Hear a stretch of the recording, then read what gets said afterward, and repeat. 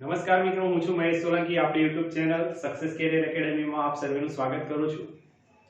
મિત્રો, ગુજરાતની ભૂગોળ પ્રથમ લેક્ચરની અંદર આપણે ભૂગોળમાં કયા કયા ટોપિકમાંથી કયા કયા પ્રશ્નો પૂછાય છે, આપણે ભૂગોળની અંદર શું ભણવું, ક્યાંથી શરૂઆત કરવી તેના વિશે અભ્યાસ કર્યો હતો. ગુજરાતનું સ્થાન અને સીમા વિશે આપણે જોયું હતું. આજે ગુજરાતની ભૂગોળના બીજા લેક્ચરની અંદર આપણે ભૂપૃષ્ઠ વિશે અભ્યાસ કરવાનો છે.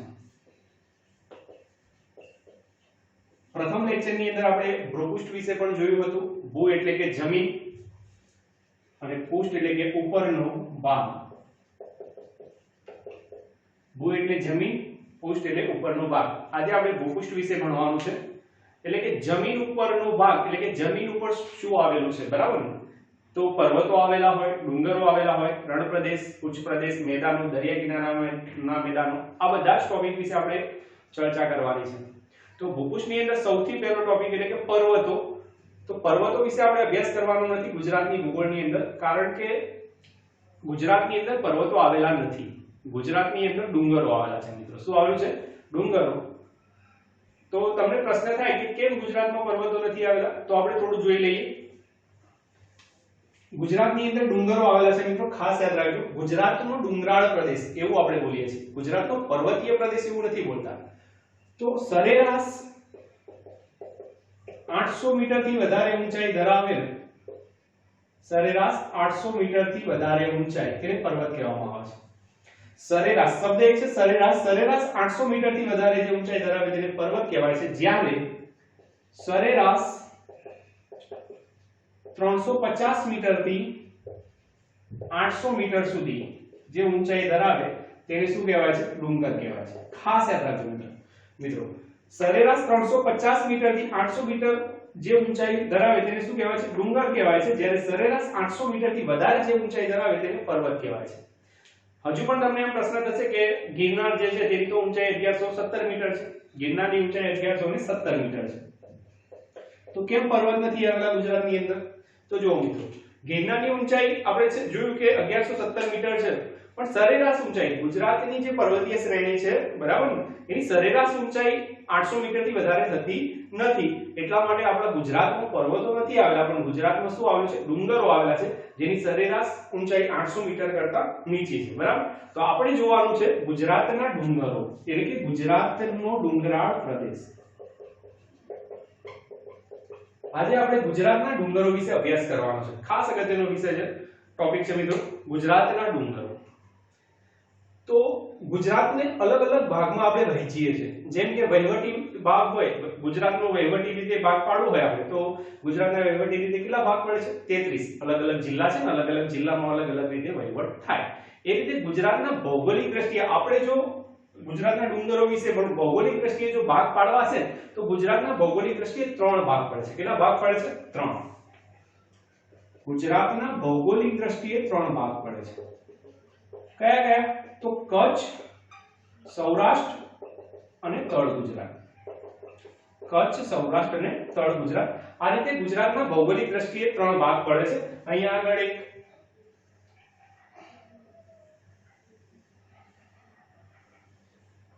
આ છે ગુજરાત આપણું, અહીંયા છે કચ્છ, અહીંયા છે સૌરાષ્ટ્ર અને અહીંયા છે તળ ગુજરાત. તો ગુજરાતના ભૌગોલિક દ્રષ્ટિએ 3 ભાગ પડે છે: કચ્છ, સૌરાષ્ટ્ર અને તળ ગુજરાત. તળ ગુજરાત એટલે બનાસકાંઠાથી લઈને વલસાડ સુધીના ભાગને તળ ગુજરાત કહેવામાં આવે છે. તો આપણે કચ્છના ડુંગરો અલગથી ભણીશું, સૌરાષ્ટ્રના ડુંગરો અલગથી ભણીશું અને તળ ગુજરાતના ડુંગરો અલગથી ભણીશું, જેથી કરીને આપણને ભણવામાં સરળ રહેશે મિત્રો. તો જોઈએ આપણે સૌથી પહેલા કચ્છના ડુંગરો. કચ્છની અંદર કયા કયા ડુંગરો આવેલા છે એના વિશે આપણે અભ્યાસ કરીશું. કચ્છના ડુંગરો. તો કચ્છના ડુંગરો ભણીશું. કચ્છની અંદર જે ડુંગરમાળા આવેલી છે તેને ત્યાંના લોકો ધાર તરીકે ઓળખે છે. કયા નામથી ઓળખે છે? ધાર. કચ્છના જે સ્થાનિક લોકો છે, જે કચ્છનો ડુંગરાળ પ્રદેશ છે, તેને ધાર તરીકે ઓળખે છે. ખાસ યાદ રાખજો મિત્રો, ધાર તરીકે. કચ્છની અંદર જે ડુંગરાળ પ્રદેશ આવેલો છે તેને ધાર કહેવામાં આવે છે. તો કચ્છની અંદર કેટલી ધાર આવેલી છે અને કઈ ધારનું કયું ઊંચું શિખર છે તેના વિશે આપણે અભ્યાસ કરવાનો છે. તો મિત્રો, કચ્છની અંદર 3 ધાર આવેલી છે. કેટલી ધાર આવેલી છે? આ છે કચ્છ. કચ્છની અંદર 3 ધાર આવેલી છે. આ રીતે એક અહીંયા ઉત્તર ધાર, મધ્ય ધાર અને દક્ષિણ ધાર. કચ્છની અંદર કેટલી ધાર આવેલી છે? 3 ધાર આવેલી છે. ઉત્તર ધાર, મધ્ય ધાર અને દક્ષિણ ધાર. યાદ રાખજો ખાસ મિત્રો, કચ્છની અંદર ડુંગરમાળાને ધાર તરીકે ઓળખવામાં આવે છે. કચ્છમાં 3 ધાર આવેલી છે, ઉત્તર ધાર, મધ્ય ધાર અને દક્ષિણ ધાર. તો 3 ધાર વિશે આપણે ભણીશું.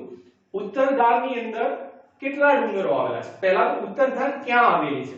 તો મિત્રો ઉત્તર ધાર છે ને અહીંયા આગળ મોટું રણ આવેલું છે. શું આવેલું છે? મોટું રણ. તો ઉત્તર ધાર ક્યાં આવેલી છે? ઉત્તર ધાર મોટા રણમાં આવેલી છે. ક્યાં આવેલી છે? મોટા રણમાં. ઉત્તર ધાર મોટા રણમાં આવેલી છે. અને આ ઉત્તર ધારની અંદર ખદીર, પચ્છમ, બેલા અને ખાવડા નામના ડુંગરો આવેલા છે. અહીંયા આગળ છે ખદીર, અહીંયા છે પચ્છમ, બેલા અને ખાવડા. બેલા અને ખાવડા નામના ડુંગરો આવેલા છે. ખુલાસા નહીં મિત્રો? ઉત્તર ધાર મોટા રણમાં આવેલી છે. ઉત્તર ધારમાં કયા કયા ડુંગરો આવેલા છે? ખદીર, પચ્છમ, બેલા અને ખાવડા. ખદીર, પચ્છમ, બેલા અને ખાવડા આ ડુંગરો ઉત્તર ધારની અંદર આવેલા છે. આ ખાવડા જે ટાપુ છે ને એનું ઊંચામાં ઊંચું શિખર કયું છે? તો કાળો ડુંગર. તમે નામ સાંભળેલું છે કે જે અહીંયા આગળ ખાવડા ટાપુ આવેલો છે, તો ખાવડા ટાપુનું ઊંચામાં ઊંચું શિખર તો કાળો ડુંગર. કયો ડુંગર મિત્રો? કાળો ડુંગર ખાવડા ટાપુનું ઊંચામાં ઊંચું શિખર છે. ઉત્તર ધાર મોટા રણમાં આવેલી છે. ઉત્તર ધારમાં કયા કયા ડુંગરો આવેલા છે? ખદીર, પચ્છમ, બેલા, ખાવડા. અને ખાવડા ટાપુનું ઊંચામાં ઊંચું શિખર એટલે જ કાળો ડુંગર. તો પ્રશ્ન પૂછાય કે કચ્છમાં આવેલી ઉત્તર ધાર છે એનું ઊંચામાં ઊંચું શિખર કયું? તો કાળો ડુંગર. જે આખા કચ્છ જિલ્લાનું પણ ઊંચામાં ઊંચું શિખર છે. આખા કચ્છ જિલ્લાનું પણ ઊંચામાં ઊંચું શિખર એટલે કયું? કાળો ડુંગર. કચ્છ જિલ્લાનું ઊંચામાં ઊંચું શિખર એટલે પણ કાળો ડુંગર. તો હજુ પણ થોડા આપણે ડીપમાં જઈએ મિત્રો. ગિરનારની અંદર જે ગોરખનાથ શિખર ઉપર દત્તાત્રેય ભગવાનનું મંદિર આવેલું છે, પણ તમને એવો પ્રશ્ન પૂછાય કે દત્તાત્રેય ભગવાનની સમાધિ ક્યાં આવેલી છે? દત્તાત્રેય ભગવાનની સમાધિ એટલે કે દત્તાત્રેય ભગવાનનું તપસ્યાનું સ્થાન, તપસ્યાનું સ્થાન, એની સમાધિ ક્યાં આવેલી છે? તો આ કાળા ડુંગર ઉપર દત્તાત્રેય ભગવાનની સમાધિ આવેલી છે. કોની સમાધિ આવેલી છે? દત્તાત્રેય ભગવાનની સમાધિ આવેલી છે. ખાસ યાદ રાખજો મિત્રો, ખાસ અગત્યનો પ્રશ્ન કે દત્તાત્રેય ભગવાનની સમાધિ કયા ડુંગર ઉપર આવેલી છે? કાળા ડુંગર ઉપર દત્તાત્રેય ભગવાનની સમાધિ આવેલી છે. કાળો ડુંગર ક્યાં આવેલો છે? ખાવડા ટાપુનું ઊંચું શિખર એટલે કાળો ડુંગર.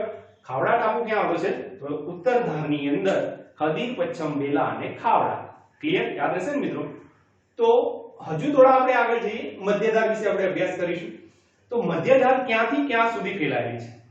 કચ્છની અંદર જે મધ્યધાર આવેલી છે ક્યાંથી ક્યાં સુધી ફેલાયેલી છે? તો મધ્યધાર ગરદાથી લઈને ચાળવા સુધી ફેલાયેલી છે. ક્યાંથી ક્યાં સુધી?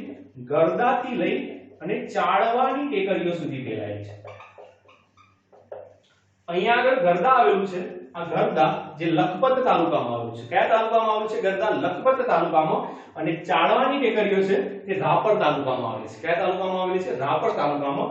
તો મધ્યધાર ગરદાની ટેકરીઓથી જે લખપત તાલુકામાં આવેલી છે ત્યાંથી લઈને ચાળવાની ટેકરીઓ જે રાપર તાલુકામાં આવેલી છે ત્યાં સુધી મધ્યધાર ફેલાયેલી છે. ફરીથી બોલું છું મિત્રો, યાદ રાખજો. મધ્યધાર ગરદાથી લઈ અને ચાળવાની ટેકરીઓ સુધી ફેલાયેલી છે. આ મધ્યધારનું ઊંચામાં ઊંચું શિખર કયું? તો મધ્યધારનું ઊંચામાં ઊંચું શિખર એટલે ધીણોધર ડુંગર. યાદ રહેશે મિત્રો? મધ્યધારનું ઊંચામાં ઊંચું શિખર એટલે જ ધીણોધર ડુંગર. તો મધ્યધારની અંદર એક તો ધીણોધર ડુંગર તમારે યાદ રાખવાનો છે. એના સિવાય બીજા અગત્યના ડુંગરો તમારે લીલીયો અને ભુજિયો ડુંગર યાદ રાખવાના છે. લીલીયો અને ભુજિયો. તો લીલીયો અને ભુજિયો ડુંગર કઈ ધારમાં આવેલા છે? મધ્યધારની અંદર આવેલા છે. ધીણોધર ડુંગર ક્યાં આવેલો છે? મધ્યધારમાં આવેલો છે. મધ્યધારનું ઊંચામાં ઊંચું શિખર કયું? ધીણોધર ડુંગર. મધ્યધાર ક્યાંથી ક્યાં સુધી ફેલાયેલી છે? તો ગરદાની ટેકરીઓથી લઈ અને ચાળવાની ટેકરીઓ સુધી મધ્યધાર ફેલાયેલી છે. યાદ રહેશે મિત્રો?